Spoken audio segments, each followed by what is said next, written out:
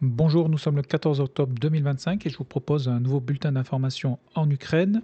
Mais à titre liminaire, je souhaiterais vous partager ici la portée des missiles Tomahawk dans le cas où les Américains décideraient de les transférer aux Ukrainiens. Le premier constat, donc, cela augmenterait considérablement la portée des frappes ukrainiennes et ensuite les dégâts seraient également plus importants dans la mesure où une explosion d'un Tomahawk est bien plus importante qu'un drone kamikaze. Vous pouvez également constater sur cette carte, qui a été éditée par le média Raibar, qu'il existe plusieurs versions de Tomahawk. Et ici, vous pouvez constater la différence entre le bloc 4 et le bloc 5. Donc le bloc 4, lui, a une portée de 1600 km, alors que le bloc 5 a une portée de 2500 km. Potentiellement, ce sont donc des centaines de bases russes qui sont menacées, mais également toute la logistique qui permet d'approvisionner l'armée russe en Ukraine. Mais au moment où je fais la vidéo, aucune confirmation n'est venue de la Maison Blanche sur l'éventuelle livraison de ce type de missile.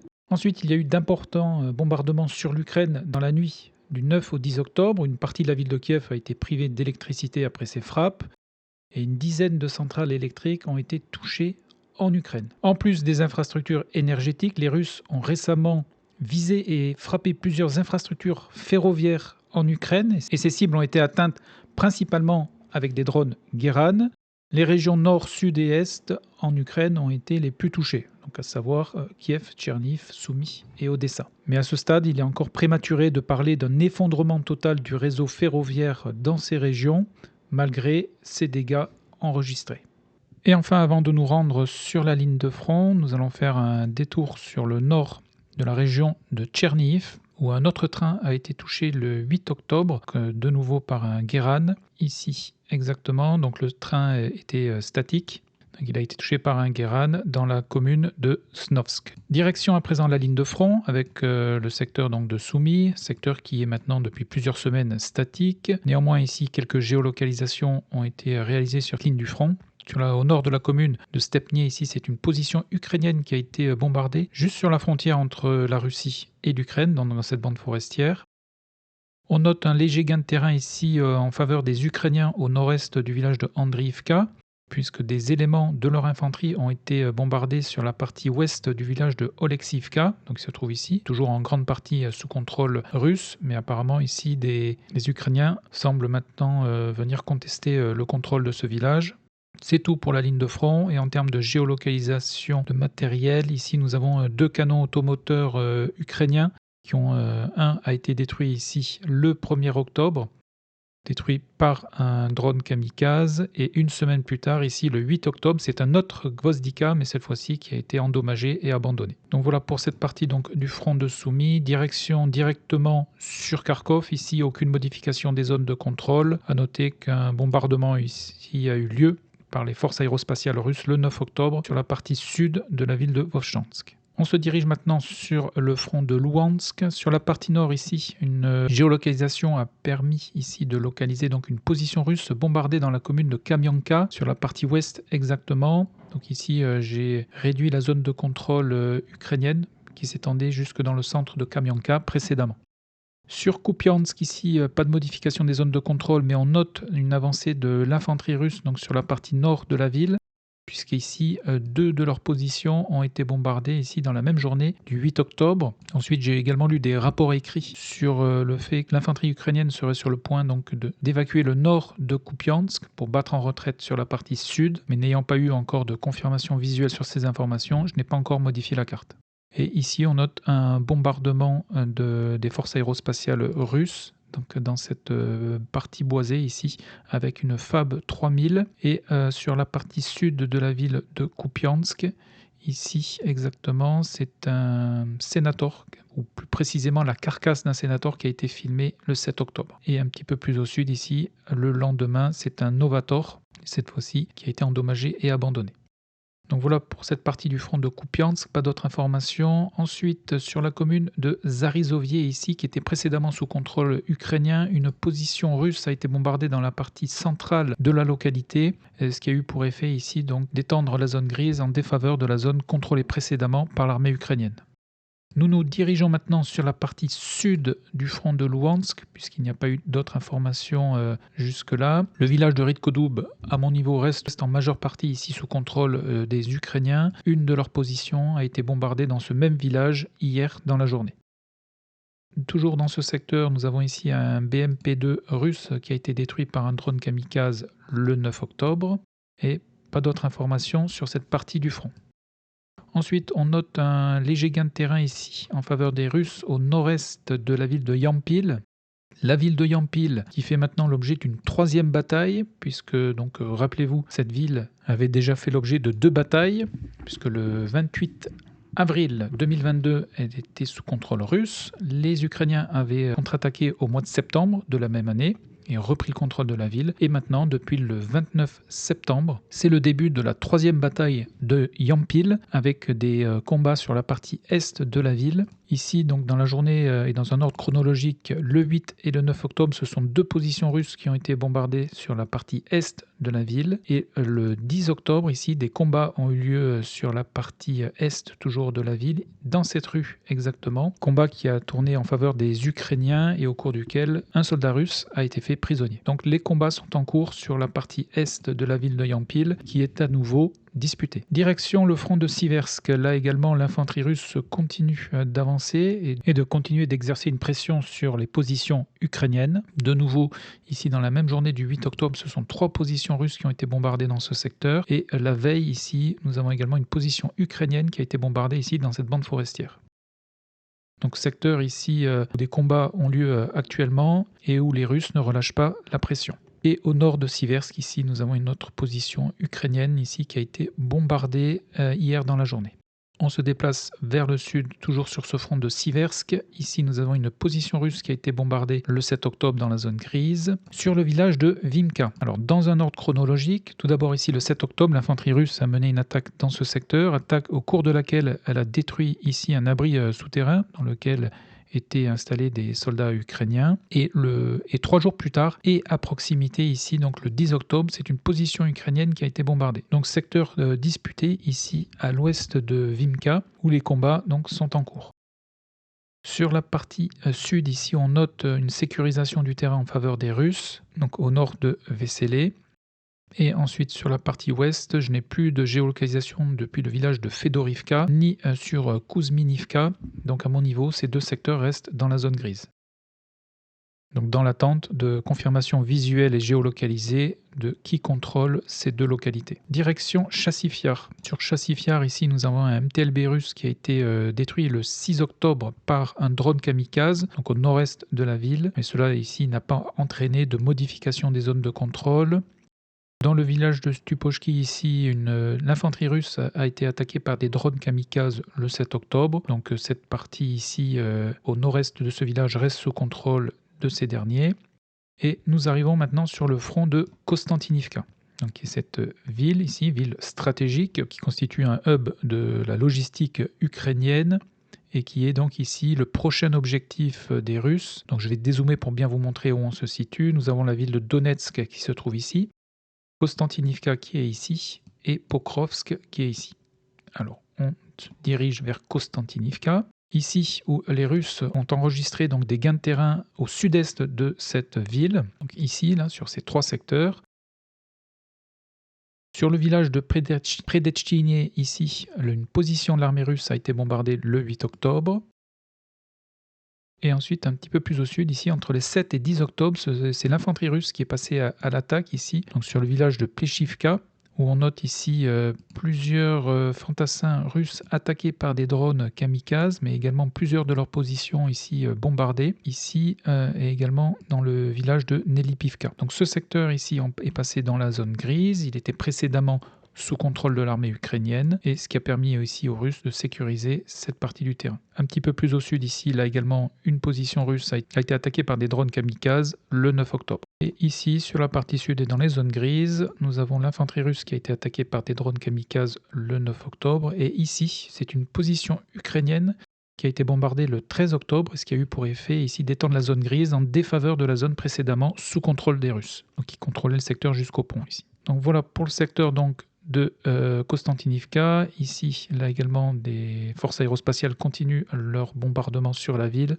avec des FAB ici qui ont été largués donc, dans ce quartier de la ville le 12 octobre. On se déplace vers l'ouest et alors sur le secteur de Pokrovsk, comme vous pouvez le constater ici, les pertes en matériel des deux armées sont conséquentes sur cette dernière semaine. Je ne vais pas pouvoir toutes les énumérer et m'arrêter sur chacune des destructions, mais je vous encourage à faire pause pour pouvoir avoir ici une meilleure visibilité sur ces pertes. Mais on va déjà se rapprocher un petit peu. Ici au nord du village de Novolenivka, nous avons donc 3 blindés russes qui ont été soit endommagés, soit détruits, dont un T-90 qui a été donc endommagé et abandonné ici le 6 octobre par un drone kamikaze, ainsi que 2 autres blindés, dont ici un BMP-3 qui a été donc immobilisé après avoir été frappé par un drone kamikaze ukrainien. Donc là également, beaucoup de pertes qui ont été localisées et documentées ici, puisque les Russes ont lancé une attaque mécanisée en direction du village de Chakovier, Chakovier qui est sous contrôle ukrainien. Ces attaques donc, ont eu lieu tout d'abord le 9 octobre, avec plusieurs blindés et des motards qui ont été lancés en direction de ce village, attaque qui a échoué, et hier ils ont repris leur attaque. Et cette fois-ci, un assaut blindé comprenant 17 BMP et un char, donc qui ont été engagés en direction de Chakovier. La plupart ont été interceptés par des drones kamikazes, d'autres ont été détruits par l'artillerie ukrainienne, comme vous pouvez ici le voir sur cette vidéo, et de nombreuses géolocalisations ont été réalisées ou sont en cours, puisque tous les blindés n'ont pas pu être encore géolocalisés, mais ici vous avez par exemple 2 BMP russes qui ont été endommagés et abandonnés, ici une position russe qui a été bombardée également. Sur le village de Volodymyrivka, là également nous avons 2 BMP-3 qui ont été détruits les 6 et 9 octobre. Sur la partie nord ici, donc on se situe au nord de Pokrovsk, là également au nord de Koutchefiar. Ici, l'infanterie russe a été bombardée le 9 octobre alors qu'elle progressait vers le nord, ce qui a eu pour effet ici d'étendre la zone grise. Dans le village de Vilnier, une fois de plus, des positions russes ont été bombardées. Place vers le sud, les Russes ont réussi à sécuriser le village de Nika-Norivka, ici. Donc sur cette dernière semaine, ici nous avons un VBL ukrainien qui a été détruit le 8 octobre par un drone kamikaze russe. Donc je dézoome pour bien vous montrer la situation. Situation qui est très dynamique ici au nord de Pokrovsk, puisque les Russes ont lancé un assaut mécanisé en 2 vagues. La première le 9 octobre et la seconde hier dans la journée. Attaque au cours de laquelle de nombreux blindés ont été perdus. Sur Novotoretsk, ici, nous avons 5 soldats russes qui ont été tués par des drones kamikazes, donc à l'est de Boïkivka. À l'est du village de Fedorivka, ici, un autre BMP-3 a été endommagé et abandonné hier dans la journée, alors qu'il se dirigeait vers le nord. On se déplace. Je vais terminer avec les géolocalisations de matériel russe. Ici, nous avons encore 2 MTLB russes qui ont été détruits dans la même journée d'hier par des drones kamikazes. Ici, nous avons un autre BMP-3 qui a été détruit, également par un drone kamikaze. Et enfin, les Russes ont lancé une attaque mécanisée, mais de plus faible ampleur, à l'est de Mirnorad. Et là également, dans ces attaques, ils ont perdu au minimum 3 blindés. Donc nous avons ici 2 MTLB et un BMP-3. Et alors ce MTLB ici, avant d'être détruit, est parvenu à débarquer son groupe de combat qui a été débarqué ici dans ce secteur. Et au sud-est de Mirnorad, plus précisément sur la petite commune de Balahan, l'infanterie russe ici est parvenue à prendre position avant d'être bombardée le 11 octobre. Donc les Russes augmentent la pression également sur Pokrovsk, essentiellement sur l'est, mais également sur le nord, ici, où plusieurs positions ici de l'armée russe ont été également bombardées. Vous voyez ici, les forces aériennes ukrainiennes ont également opéré des sorties dans la journée du 9 octobre, au cours de laquelle elles ont bombardé ce secteur. Et alors sur la partie sud, ici, de nouveau, secteur de Chounichnie, toujours disputé. Cette fois-ci, c'est une position russe qui a été attaquée le 9 octobre par des drones kamikazes, ici à l'ouest du village de Novopalivka, secteur dans lequel, où précédemment, c'était des positions ukrainiennes qui avaient été bombardées. Maintenant, nous allons faire un point sur les géolocalisations de matériel ukrainien qui ont été détruits donc sur Pokrovsk. Ici, tout d'abord, nous avons un canon César qui a été détruit par un drone kamikaze au sud du village de Vassilivka. Donc ici, exactement. Donc il était camouflé dans cette zone boisée. Ensuite, sur Pokrovsk même, au nord de la ville, ici. Alors nous avons donc une vidéo qui a été publiée dans laquelle 7 blindés ukrainiens sont visibles. est détruit. Donc après avoir fait plusieurs recoupements, sur cette dernière semaine, ce sont 5 blindés qui ont été donc détruits dans ce secteur, puisque comme vous pouvez le voir, ici, il y a un Novator, un Max Pro et un BTR4 qui figurent sur cette photo, mais qui avaient déjà été géolocalisés comme détruits le mois dernier. Car pour chaque destruction, je vérifie toujours sur ma carte archive, donc c'est une autre carte sur laquelle je rajoute tous les blindés qui ont été détruits ou endommagés. Donc je vérifie d'abord sur la carte archive avant de les rajouter sur la carte sur laquelle je fais la vidéo chaque semaine. Et cela pour éviter les doublons.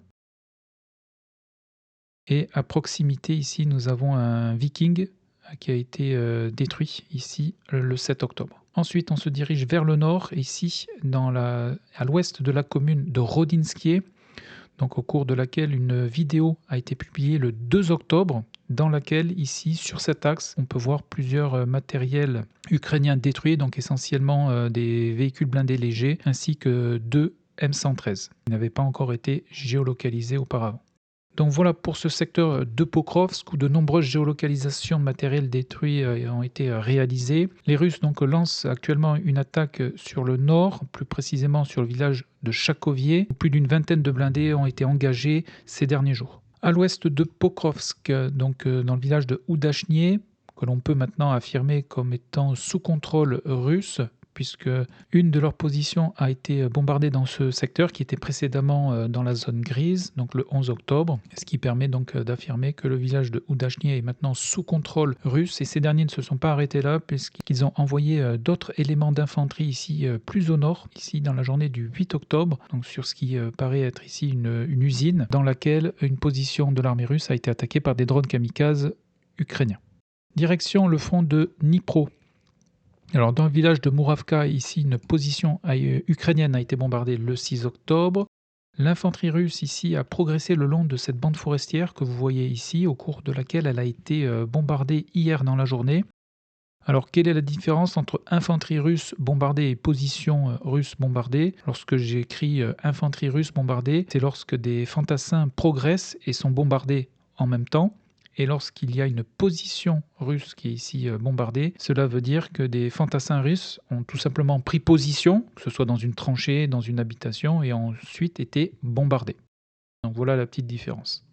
Ensuite, donc sur ce front de Dnipro, on note une avancée des Russes dans le village de Filia, ici, notamment dans la journée donc, du 8 octobre, au cours de laquelle des fantassins russes ici ont été attaqués par des drones kamikazes, et ici, une position de leur armée a été bombardée plus au nord. Et toujours au nord de cette ville de Filia, nous avons un VAB, donc de l'armée ukrainienne, qui a été détruit le 6 octobre par un drone kamikaze.